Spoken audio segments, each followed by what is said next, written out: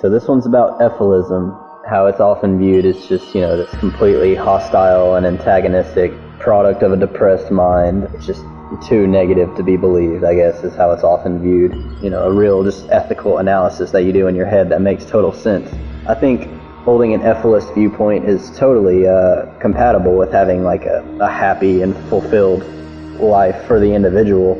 You can still enjoy your music, enjoy your art, even though you recognize that life is just this replicating molecule, that it really doesn't have any innate meaning, that your subjective experience is just that subjective experience.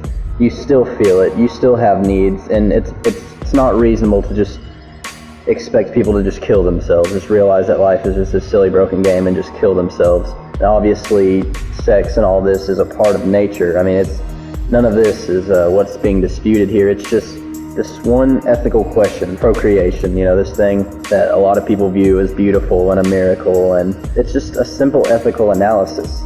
Children who don't yet exist are not being deprived of anything. They're not suffering, they're not in need. They have no need, and when you bring them into existence, now they're this physical thing that is decidedly a need machine. It's really a simple ethical analysis. It's not just something some angry guy made up, to try to inflict guilt on you for your nature. It's just something that did happen naturally. This replicating molecule, after billions of years, it evolved like this, and now we have these drives and whatnot, this mechanism that causes it to perpetuate. But we can use intellect to see that ethically it's really not good if you really think about it deeply, if you're going to be honest with yourself about it, not just indulge in pleasant fantasies, and that we have the tools, we have the ability to not do it, that we can prevent it.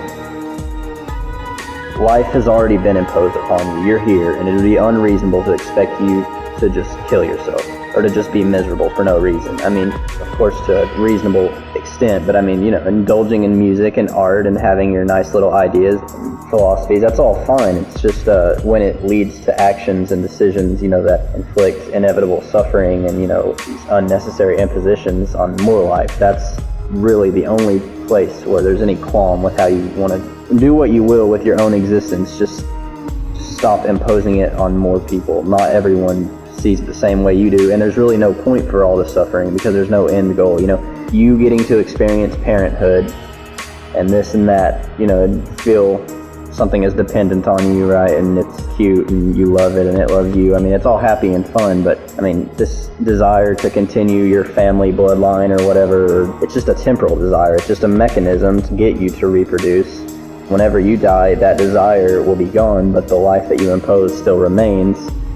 That life doesn't see through it, then it continues to perpetuate, and for no good reason. We can see that this is a rigged, broken game. There's no end goal. It's not going anywhere. Just rationally. It doesn't have to be. We just make a rational analysis, just like we would with anything else in our lives.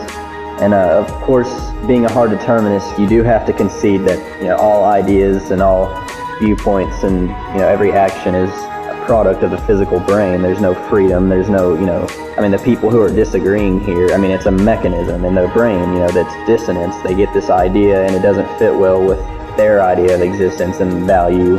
They don't like it, and, they just deny it. Obviously, the implications of Efilizam are a little depressing. You realize that, that the value that we place on life doesn't precede the life. It's life evolved and developed over time, and most humans that live now, have some sort of conception of value in it, but it's not inherent. There was no value before the sentience. This argument being laid out, this why create a need machine, can you justify that? Why is it good, and why would it not be better to not do it, since life entails inevitable suffering, at least at some points, even though it's more limited for some people than others.